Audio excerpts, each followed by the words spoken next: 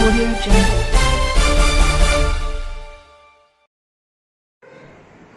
नमस्कार, स्वागत है आपका। आप देख रहे हैं एवन टीवी। मैं हूं आपके साथ रवि सिंह चौहान। इस वक्त हम देश की राजधानी दिल्ली के अंदर मौजूद हैं और दिल्ली के उत्तरी पूर्वी इलाके में हम लोग मौजूद हैं और जहां पर ये खजूरी खास का इलाका है और यहां पर हमारे साथ बात करने के लिए आज तमाम कांग्रेस के नेता जो है मौजूद हैं। आज कांग्रेस की तरफ से तमाम यहां पर रणनीतिक बैठक जो है दिल्ली के अंदर जारी है और इसी बीच हम उसी रणनीतिक बैठक में आज यहाँ पर पहुंच चुके हैं और रणनीतिक बैठक में क्या कुछ डिस्कस निकल कर आ रहा है, किस तरह से लोकसभा चुनाव को कांग्रेस जो है मजबूती से चुनाव लड़ने की बात कर रही है, जनता के बीच किस तरह से पहुंच रही है, किन मुद्दों को लेकर यहाँ के कांग्रेस के नेता और तमाम कार्यकर्ता कैसे पहुंच रहे हैं। कांग्रेस ने 3 सीटों पर दिल्ली से अपने प्रत्याशी उतारे हैं। इसी बीच उत्तरी पूर्वी दिल्ली से कन्हैया कुमार को यहां से टिकट देकर प्रत्याशी बनाया। उनके सामने बीजेपी से मनोज तिवारी और तमाम यहाँ पर निर्दलीय प्रत्याशी भी देखने को मिल रहे हैं, लेकिन जो फाइट है वो मनोज तिवारी से देखने को मिल रही है। मनोज तिवारी 2 बार के सांसद हैं दिल्ली से। अब बात करेंगे कि दिल्ली की जनता और इस बार भारतवर्ष के तमाम सजग नागरिक जो लोग इस देश की वर्तमान राजनीतिक परिस्थितियों को समझते हैं, उनके सामने जो सबसे बड़ी समस्या ये है कि भारतीय जनता पार्टी ने पिछले 10 वर्षों में, भारतीय जनता पार्टी तो खैर अब रही नहीं, 4 दिन पहले उसकी हत्या स्वयं मोदी जी ने, पहले मोदी सरकार और बाद में मोदी की गारंटी कहकर के उन्होंने हत्या कर दी भारतीय जनता पार्टी की। आज भारतीय जनता पार्टी के कार्यकर्ता भी विवश है, बेचैन है और दुखी है। वे भी आज भारतीय जनता पार्टी में विद्रोह और बगावत का बिगुल फूंक चुके हैं। वो सभी आज इस देश के अंदर मोदी जी को उनको सबक सिखाना चाहते हैं। मैं वर्तमान मुद्दे पे आता हूँ। भारतीय जनता पार्टी के पूर्व वर्तमान नेता ने कहा कि देश के अंदर हम 400 पार का नारा, पहले उन्होंने लाल किले की प्राचीर से कहा कि मैं ही जीत कर आऊंगा और देश की संसद लोकतंत्र का मंदिर है और उस मंदिर में सबसे कलंकित करने का प्रयास आदरणीय मोदी जी ने किया। कहा कि मैं 400 पार की हिम्मत, अगर आपने नारे लगाए, ये हिम्मत आपको आई कहां से? Right to residence, right to job जो कांग्रेस पार्टी ने अपने शासनकाल में दिया और जो बात आप हम कर रहे हैं, इस बातचीत को भी करने का अधिकार हमें कांग्रेस पार्टी ने। कहेंगे सर, कांग्रेस कितनी मजबूती से चुनाव लड़ रही है दिल्ली के? कांग्रेस बहुत अच्छी तरह से चुनाव लड़ेगी। जो भी 3 प्रत्याशी कांग्रेस ने उतारे हैं, बहुत ही मजबूत कैंडिडेट है तीनों। जैसे यहाँ से कन्हैया कुमार जी हैं, आपका चांदनी चौक से जयप्रकाश अग्रवाल जी हैं और उदित राज जी हैं। तीनों कैंडिडेट जो भी उतारे हैं, बहुत ही पहली बार ऐसा कैंडिडेट कांग्रेस पार्टी ने दिया है, मतलब दिल्ली को। इस बार क्या देखते हैं कि कांग्रेस सत्ता में आ पाएगी? बिल्कुल 100%। जिस तरह से यहाँ मनोज तिवारी के पिछले 10 साल का अगर बात करें तो जमीन पे उनका कोई धरातल पे कोई काम नहीं है और उनसे बात किया जाए तो काम पे बात नहीं करते। वो सिर्फ हिंदू, मुस्लिम, उग्रवादी, आतंकवादी, बस इनको अब ये बिल्कुल हार मान चुके हैं। कैनोली ये हार मान चुके हैं। अब ये मेन मुद्दे से भटका के अब ये हिंदू मुस्लिम पे लाएंगे, इसी पे ये चुनाव लड़ेंगे। इनके पास और कोई काम नहीं है। दिल्ली की आम आदमी पार्टी पर आरोप है कि पिछली बार जो दिल्ली के अंदर हादसे हुए, दंगा हुआ, वो आम आदमी पार्टी के कार्यकर्ताओं ने और आम आदमी पार्टी की साजिश के तहत। नहीं, ये तो गलत है जी। ये गलत है। आम आदमी के ऊपर मतलब ये लगाना ये गलत है। ये इसमें एक बात बताइए, धरना जो भी दे रहे थे तो कपिल मिश्रा जी को क्या था जरूरत जाने का? वहाँ आग तो बीजेपी का लगाया हुआ है। कपिल मिश्रा जी क्यों गए वहाँ? किसी को उकसाने गए थे।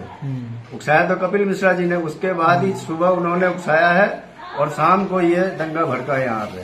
तो ये इन्हीं का चाल है। और रही बात प्रशासन किसकी थी? केंद्र सरकार में पुलिस किसकी थी? पुलिस तो केंद्र सरकार की थी ना। 4 अहम मुद्दे बताइए कांग्रेस के जो जिन मुद्दों पर चुनाव लड़ने जा रही है।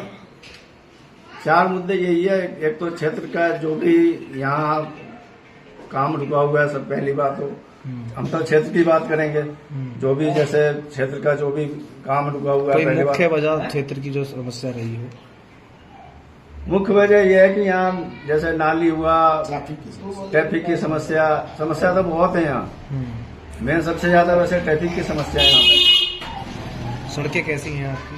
सड़कें तो आप आए होंगे, गली देखा ही होगा आपने कि क्या कंडीशन है गली का।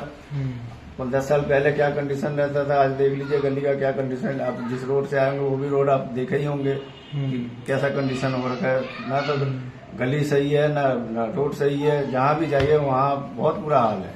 अब आम आदमी पार्टी शिक्षा की बात करती थी, शिक्षा के इस क्षेत्र में काफी विकास कार्य भी देखने को बताए गए हैं आम आदमी पार्टी द्वारा। अब मजबूती आ चुकी है कांग्रेस को भी, क्या लगता है कि दोनों मिलकर शिक्षा पर काम कर सकेगी? बिल्कुल बिल्कुल, आम आदमी कहने देखिए जो भी है, आम आदमी ने शिक्षा में तो काम किया ही है और साथ मिलके हम दोनों उसे और आगे बढ़ाएंगे मजबूती से। ठीक है सर, क्या नाम है आपका? मेरा नाम संजय वर्मा, जिला उपाध्यक्ष कांग्रेस। इस रणनीतिक बैठक में क्या कुछ निरसक निकल कर आ रहे हैं? देखिए, दिल्ली के अंदर 7 सीटें हैं और सातों के सातों पर मजबूती से इंडिया गठबंधन ने 3 कांग्रेस ने और 4 आम आदमी पार्टी ने प्रत्याशी उतारे हैं। बहुत ही ईमानदार व्यक्ति और अनुभवी लोगों को उतारा है बीजेपी से दो हाथ करने के लिए। और ये 2 हाथ इसलिए बोल रहा हूँ क्योंकि भाजपा हमेशा ही गलत नीतियों पर, गलत मुद्दों पर चुनाव लड़ती है। हिंदू मुस्लिम की राजनीति पर चुनाव लड़ती है, हिंदुत्व के आड़ में जो नफरत फैलाने का काम कर रही है। लेकिन नफरत फैलाने का काम कन्हैया कुमार द्वारा किया गया, ऐसा बीजेपी का आरोप है कि टुकड़े टुकड़े गैंग का हिस्सा है और देश विरोधी नारे भी इन्होंने लगाए थे जब वो छात्र नेता थे, जेएनयू के छात्र नेता थे। क्या कहेंगे? अब उन्होंने टिकट दे दिया है कांग्रेस ने। देखिए, जेएनयू के जब वो अध्यक्ष थे तो इन्होंने एक अफवाह उड़ाई है बीजेपी ने कि इनको कहा गया है कि टुकड़े टुकड़े गैंग, जबकि ये कन्हैया कुमार जी उस समय जो है जेएनयू के अध्यक्ष थे और ये जेएनयू के अंदर विरोधियों ने उड़ाई थी ये अफवाह। जो अध्यक्ष के विरुद्ध जेएनयू के अंदर जो बाकी संगठन होते हैं, ये उनका काम था, ना कि जेएनयू के अंदर जो उनके छात्र संघ के लोग थे, कन्हैया कुमार के संगठन के लोग थे, उन्होंने ये अफवाह बिल्कुल भी नहीं उड़ाई है। ठीक है ना जी। और दूसरी बात आती है टुकड़े टुकड़े गैंग और देशद्रोही की। हमारे मंसूरी साहब कहते हैं कि यदि इस देश के अंदर कन्हैया कुमार चुनाव लड़ सकते हैं तो वो बिल्कुल निर्दोष हैं, क्योंकि चुनाव आयोग भी तभी मानता है जब वो उनको टिकट की परमिशन और चुनाव लड़ने की परमिशन तब देता है जब वो देशद्रोही नहीं होंगे। दूसरी बात, यदि देशद्रोही होते तो इस देश का कानून, इस देश का न्याय उनको आज अंदर जेल की सलाखों के पीछे डाल देता, क्योंकि वो निर्दोष है। यही मैं कहना चाहता हूँ, ये जो टुकड़े टुकड़े गैंग है, ये बीजेपी की एक अपनी साजिश है और साजिश के तहत उनको निशाना बनाया जा रहा है। और इस चुनाव के अंदर इस उत्तर पूर्वी लोकसभा के लोग उनको जवाब देने का काम करेंगे। कन्हैया कुमार को ला करके मनोज तिवारी को हटाने का काम करेंगे। इन 10 सालों के अंदर क्या कुछ हुआ है दिल्ली का विकास? देखो, अगर मैं विकास की बात करें तो विकास तो मुझे नहीं लगा, लेकिन दिल्ली का विनाश जरूर हुआ है। आप देखो, पहले रियल एस्टेट में, इंफ्रास्ट्रक्चर में दिल्ली वर्ल्ड की टॉप 5 सिटीज में आती थी, लेकिन आज देखो दिल्ली वर्ल्ड की टॉप 10 सिटी में आती है नंबर 1 पे पोल्यूशन में। क्योंकि जितनी भी केंद्रीय एजेंसियां हैं वो सरकार गिराने और सरकार खरीदने में लगी रहती है। उन्हें देश के विकास से, एक आम आदमी जनता की परेशानियों से उन्हें कोई लेना देना नहीं है। और हमने तो दिल्ली की अहम समस्याएं क्या हैं? दिल्ली की अहम समस्याएं हैं, देखो, बेरोजगारी, लॉ एंड ऑर्डर, शिक्षा, स्वास्थ्य, हर चीजों पे अगर मैं बात करूं, दिल्ली के 7 सांसद वर्तमान सांसद हैं, 7 के 7 पिछले 10 सालों से बीजेपी के हैं। मैं 7 सांसदों से, मैं तो हर रोज बोलता हूँ, मनोज तिवारी यहाँ से नॉर्थ ईस्ट से सांसद 10 साल रहे हैं, अपने 10 साल के 10 कामों पे मनोज तिवारी बात करें, एक आम कार्यकर्ता से कांग्रेस से बात कर लें, वो 2 मिनट भाग जाएंगे, क्योंकि उनका काम करने गिनाने के मुद्दे नहीं है। प्रधानमंत्री जब मोदी बने थे पहली बार, उन्होंने बोला था कि 543 सांसद होते हैं भारत के, और एक सांसद एक गांव को गोद लेगा हर साल। तो इस देश का नक्शा हमारे तिवारी जी भी गोद लिया था, शबापुर गांव ने रखा है, आप जाके देखो शबापुर गांव, आप एंट्री नहीं कर सकते उसमें से, गड्ढों में गिर जाओगे, डूब जाओगे। वहां अगर किसी के बच्चे को रात को लेके कहीं जाना पड़े ना हॉस्पिटल में, तो रास्ते नहीं मिलते, पानी को ढूंढना पड़ता है, रास्ता कहाँ से है। ये गोद लिए गाँव है। जल निकासी की समस्या है। जल निकासी सबसे बड़ी समस्या तो लॉ एंड ऑर्डर की। आप दिल्ली में अगर पीक आवर्स में आप निकल के दिखा दो, पुलिस आपके सामने चौराहे पे खड़ी रहेगी, लेकिन ट्रैफिक जाम में पुलिस को कोई मतलब ही नहीं है। जाम जनता जूझ रही है, तो जूझ रही है। कानून व्यवस्था खराब है दिल्ली का लॉ एंड ऑर्डर एकदम क्या खत्म। कहेंगे? मेरा नाम अतरसन प्रताप, मैं खजूरी में रहता हूँ सर। और हमारा खजूरी के हालात कैसे हैं? खजूरी के हालत बहुत ज्यादा खराब हो रहे हैं, क्योंकि इधर इन्होंने मनोज तिवारी जी को 10 साल हो गए इधर आए हुए, लेकिन कभी भी हमारे इलाके में आए ही नहीं है। वो इधर ये झांके भी नहीं कभी। मुद्दा तो उनके साथ तो क्या काम करेंगे वो। एक दूसरी बात, श्री राम कॉलोनी के अंदर एक केंद्रीय विद्यालय की जगह दी हुई है, लेकिन आज तक उन्होंने उस विद्यालय को नहीं बनाया है और न ही कोई अस्पताल बनाया है इन्होंने यहाँ का उत्तर नॉर्थ ईस्ट में। ये समस्या सबसे लेकिन ज्यादा- आम आदमी पार्टी से गठबंधन हो गया है और अस्पताल की बात करें, आप कर रहे हैं तो अस्पताल तो वो तो केंद्र के अंडर में है। केंद्रीय विद्यालय जो केंद्र के अंडर में आता है। अस्पताल तो दिल्ली सरकार बना रही है। हाँ, अस्पताल दिल्ली का सेंट्रल हॉस्पिटल दिल्ली भी है सरकार बनाती है, लेकिन हर उसने काम किया, सुधार किया है, क्योंकि जगह जगह उन्होंने अपने वह सब बना दी, मेडिकल बना दिए हैं। तो क्या मुद्दे रहेंगे इस बार जनता के बीच? जनता का महंगाई मुद्दा है, बेरोजगारी है, सबसे ज्यादा बेरोजगारी बढ़ रही है। ये सबसे ज्यादा मुद्दा है। सर क्या कहेंगे? मेरा नाम है देवेंद्र त्यागिया, सोशल एक्टिविस्ट हूँ। अच्छा, सोशल एक्टिविस्ट हैं आप। तो क्या आपको लगता है इस बार दिल्ली के अंदर क्या बदलाव होना चाहिए? दिल्ली के अंदर बदलाव होना चाहिए कि बीजेपी को चित करके और कांग्रेस पार्टी को आना जरूरी है। अगर कांग्रेस पार्टी नहीं आई और बीजेपी दोबारा आ गई तो देश का संविधान और सब नियम बदल के लोगों का जीना भारी हो जाएगा। क्या अहम मुद्दे रहेंगे आप लोगों के बीच? महंगाई, स्वास्थ्य है, सबसे बड़ा मुद्दा महंगाई का है और उसके बाद स्वास्थ्य का। कानून व्यवस्था को लेकर क्या कहेंगे? कानून व्यवस्था दिल्ली की चरमराई हुई है, क्योंकि राज्य सरकार के अधीन पुलिस नहीं है। ये तो केंद्र सरकार का मुद्दा है। सर क्या कहेंगे? क्या नाम है आपका? रणनीतिक बैठक में आपकी शामिल हुए हैं। मेरा नाम नसरुद्दीन मंसूरी है और मैं कांग्रेस से जिला प्रवक्ता भी हूँ। क्या अहम मुद्दा रहेगा जनता के बीच जब पहुंचेंगे? देखिए,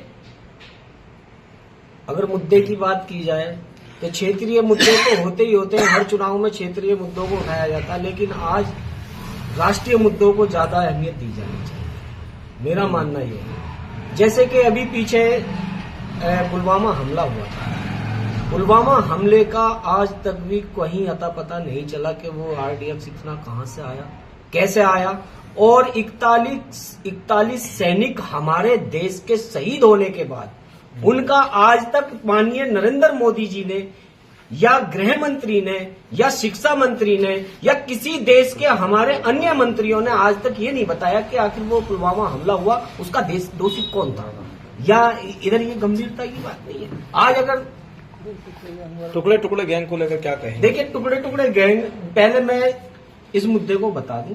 देखिए, देश का जो सैनिक है, आज पूरे भारत के लोग अगर चैन की नींद सोते हैं तो वो देश के सैनिक की बदौलत, और अगर देश के सैनिक के बच्चे यतीम होते हैं तो वो इस देश के नागरिक की बदौलत है। क्योंकि मैं आप पत्रकार महोदय आपको बताना चाहता हूं, देश का सैनिक हमारी रक्षा करता है और हमारे देश के सैनिक की जो रक्षा करती है वो हमारी वोट करती है। वो वोट कैसे करती है? जब हम एक अच्छी सरकार चुनेंगे, अच्छी सरकार उन सैनिकों की रक्षा करने का काम करेगी।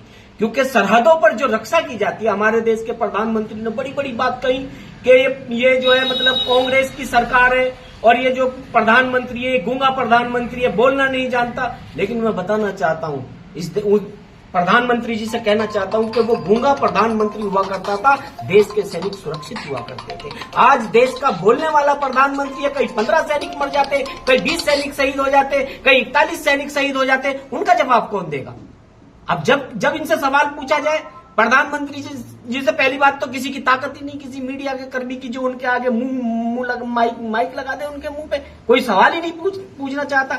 अगर किसी वजह से अगर कोई सवाल पूछने चला जाए तो उससे पहले ये कह दिया जाता है इस देश में आपको जिंदा रहना है या नहीं रहना, या आपको पत्रकारिता करनी है या नहीं करनी है। कांग्रेस की सरकार में पूरी आजादी मीडिया को सवाल और जवाब करने की हुआ करती थी। हर नागरिक को हक था कांग्रेस के हर मंत्री से, हर मुख्यमंत्री से सवाल जवाब करने का। आज ऐसा देश के अंदर हो गया, जो सवाल करे वो अंदर। क्या जो भ्रष्टाचारी केवल और केवल जो विपक्ष के लोग भ्रष्टाचारी हैं? ऐसी कौन सी मशीन जो मतलब भाजपा के नेताओं के पास है कि जो विपक्ष का भ्रष्टाचारी भाजपा में आया उस मशीन में डाला, उसमें से निकाला, वो शुद्ध हो गया, और विपक्ष में तो भ्रष्टाचारी हो गया। क्या ऐसा हो सकता है कि 10 साल सत्ता में रहने के बाद किसी पार्टी के नेता ने भ्रष्टाचार ना किया हो? क्या ये गारंटी है? आज मोदी जी कहते हैं ये मोदी की गारंटी है, ये बात मोदी की गारंटी। तो मैं पूछना चाहता हूं, मणिपुर की बेटियों का जो बलात्कार हुआ ये किसकी गारंटी है? उत्तर प्रदेश की बेटियों के साथ जो अत्याचार हुआ ये किसकी गारंटी है? सेना जो हमारे पुलवामा में शहीद सैनिक हो गए ये किसकी गारंटी है? दिल्ली की बेटियों को जो नंगा करके मारा गया, ये साक्षी मलिक वगैरह को घसीट के मारा गया, इंटरनेशनल खिलाड़ियों को मारा गया, ये किसकी गारंटी है? क्या मोदी जी इसकी गारंटी नहीं लेंगे? इसकी गारंटी लेने के लिए क्या प्रधानमंत्री जो पाकिस्तान का आएगा या अफगानिस्तान का आएगा या अमेरिका का आएगा कि रूस का आएगा, जापान का आएगा, कहां का आएगा इसकी गारंटी लेने के लिए? क्या वो हमारे देश के नागरिक नहीं थे? ये सोचने की बात। टुकड़ा गैंग पर देखिए, टुकड़े गैंग की अगर बात है और कन्हैया कुमार को अगर आज लोग ये कहते हैं कि ये देशद्रोही है, तो मैं सबसे पहले भारत के गृह मंत्री से कहना चाहूंगा कि गृह मंत्री जी, ऑन कैमरा कहता हूं, गृह मंत्री जी आपको इस्तीफा दे देना चाहिए। और मैं प्रधानमंत्री से कहूंगा, प्रधानमंत्री को तुरंत कुर्सी से खड़े होकर के कह देना चाहिए इस कुर्सी पर बैठने का मुझे हक नहीं है। एक देशद्रोही देश में चुनाव लड़ रहा है और देश का कानून और देश की सरकार खड़े होकर के देख रही है, ये कितनी शर्म की बात है।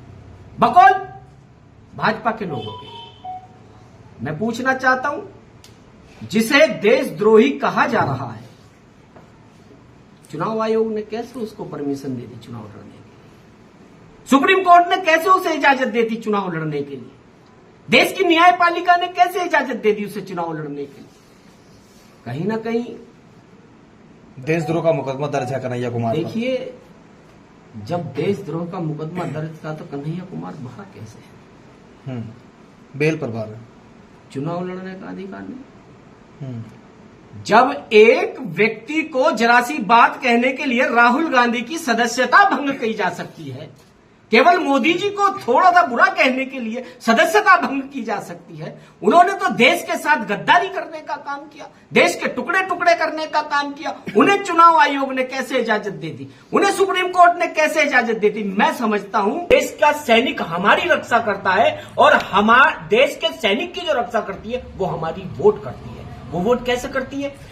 जब हम एक अच्छी सरकार चुनेंगे, अच्छी सरकार उन सैनिकों की रक्षा करने का काम करेगी, क्योंकि सरहदों पर जो रक्षा की जाती है, हमारे देश के प्रधानमंत्री ने बड़ी बड़ी बात कही कि ये जो है मतलब कांग्रेस की सरकार है और ये जो प्रधानमंत्री है गूंगा प्रधानमंत्री है, बोलना नहीं जानता। लेकिन मैं बताना चाहता हूं, इस प्रधानमंत्री जी से कहना चाहता हूं कि वो गूंगा प्रधानमंत्री हुआ करता था, देश के सैनिक सुरक्षित हुआ करते थे। आज देश का बोलने वाला प्रधानमंत्री है, कहीं 15 सैनिक मर जाते, कहीं 20 सैनिक शहीद हो जाते, कहीं 41 सैनिक शहीद हो जाते, उनका जवाब कौन देगा?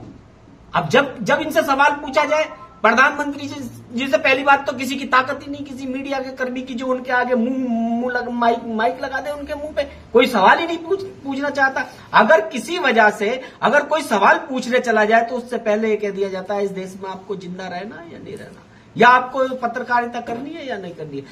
कांग्रेस की सरकार में पूरी आजादी मीडिया को सवाल और जवाब करने की हुआ करती थी, हर नागरिक को हक था कांग्रेस के हर मंत्री से, हर मुख्यमंत्री से सवाल जवाब करने का। आज ऐसा देश के अंदर हो गया, जो सवाल करे वो अंदर। क्या जो भ्रष्टाचारी केवल जो विपक्ष के लोग भ्रष्टाचारी हैं? ऐसी कौन सी मशीन जो मतलब भाजपा के नेताओं के पास है कि जो विपक्ष का भ्रष्टाचारी भाजपा में आया उस मशीन में डाला, उसमें से निकाला, वो शुद्ध हो गया, और विपक्ष में तो भ्रष्टाचारी हो गया? क्या ऐसा हो सकता है कि 10 साल सत्ता में रहने के बाद किसी पार्टी के नेता ने भ्रष्टाचार ना किया हो? क्या ये गारंटी है? आज मोदी जी कहते हैं ये मोदी की गारंटी है, ये बात मोदी की गारंटी। तो मैं पूछना चाहता हूं, मणिपुर की बेटियों का जो बलात्कार हुआ ये किसकी गारंटी है? उत्तर प्रदेश की बेटियों के साथ जो अत्याचार हुआ ये किसकी गारंटी है? सेना जो हमारे पुलवामा में शहीद सैनिक हो गए ये किसकी गारंटी है? दिल्ली की बेटियों को जो नंगा करके मारा गया, ये साक्षी मलिक वगैरह को घसीट के मारा गया, इंटरनेशनल खिलाड़ियों को मारा गया, ये किसकी गारंटी है? क्या मोदी जी इसकी गारंटी नहीं लेंगे? इसकी गारंटी लेने के लिए क्या प्रधानमंत्री जो पाकिस्तान का आएगा या अफगानिस्तान का आएगा या अमेरिका का आएगा कि रूस का आएगा, जापान का आएगा, कहां का आएगा इसकी गारंटी लेने के लिए? क्या वो हमारे देश के नागरिक नहीं थे? ये सोचने की बात। टुकड़ा गैंग पर देखिए, टुकड़े गैंग की अगर बात है और कन्हैया कुमार को अगर आज लोग ये कहते हैं कि ये देशद्रोही है, तो मैं सबसे पहले भारत के गृह मंत्री से कहना चाहूंगा कि गृह मंत्री जी, ऑन कैमरा कहता हूं, गृह मंत्री जी आपको इस्तीफा दे देना चाहिए। और मैं प्रधानमंत्री से कहूंगा, प्रधानमंत्री को तुरंत कुर्सी से खड़े होकर के कह देना चाहिए, इस कुर्सी पर बैठने का मुझे हक नहीं है। एक देशद्रोही देश में चुनाव लड़ रहा है और देश का कानून और देश की सरकार खड़े होकर के देख रही है। ये कितनी शर्म की बात है। बकौल भाजपा के लोगों के मैं पूछना चाहता हूं, जिसे देशद्रोही कहा जा रहा है, चुनाव आयोग ने कैसे उसको परमिशन दे दी चुनाव लड़ने के लिए? सुप्रीम कोर्ट ने कैसे उसे इजाजत दे दी चुनाव लड़ने के लिए? देश की न्यायपालिका ने कैसे इजाजत दे दी उसे चुनाव लड़ने के लिए? कहीं ना कहीं देशद्रोह का मुकदमा दर्ज है कन्हैया कुमार पर। देखिए, जब देशद्रोह का मुकदमा दर्ज था तो कन्हैया कुमार बाहर कैसे है? बेल पर बाहर है, चुनाव लड़ने का अधिकार नहीं। जब एक व्यक्ति को जरा सी बात कहने के लिए राहुल गांधी की सदस्यता भंग की जा सकती है, केवल मोदी जी को थोड़ा सा बुरा कहने के लिए सदस्यता भंग की जा सकती है। उन्होंने तो देश के साथ गद्दारी करने का काम किया, देश के टुकड़े टुकड़े करने का काम किया। उन्हें चुनाव आयोग ने कैसे इजाजत दे दी? उन्हें सुप्रीम कोर्ट ने कैसे इजाजत दे दी? मैं समझता हूं कन्हैया कुमार बिल्कुल निर्दोष है और देश के गृह मंत्री को सोचना चाहिए, 10 साल से ये सत्ता में रहने के बाद क्या कर रहे थे? इनसे उसका जो गुनाह साबित नहीं हुआ, ये सोचने की बात है। कन्हैया कुमार बिल्कुल निर्दोष और मैं दावे के साथ कहता हूं, अगर मनोज तिवारी के अंदर दम है और मनोज तिवारी के अंदर ताकत है तो कन्हैया कुमार से 2-2 हाथ करके डिबेट पे बैठ करके दिखा दे। दावे के साथ क्या कहेंगे सर? आप राजनीतिक बैठक में शामिल हुए हैं, इस बार कन्हैया कुमार चुनाव लड़ रहे हैं दिल्ली से, किस तरह से देखते हैं?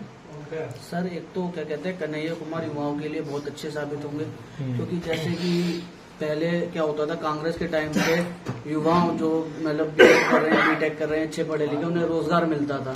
लेकिन जब से आप भाजपा की सरकार आई है तो किसी को राम मंदिर में घुसा दिया, अमीरों के बच्चे जो इनके अपने बच्चे हैं भाजपा के, ये गाड़ियों में घूम रहे हैं, और गरीबों को बच्चे जो पढ़ लिख रहे हैं उन्हें ये राम मंदिर झंडा दे के अपना मंदिरों में घुसा दिया, सिर्फ मंदिरों को मुद्दा बना रखा है। किसी को कोई रोजगार नहीं है। दिल्ली में तो रोजगार नाम की चीज ही नहीं है। बच्चा पढ़ लिख रहा है, लाखों रुपए लगा के खर्च करके कोर्स करता है, फिर उसे रोजगार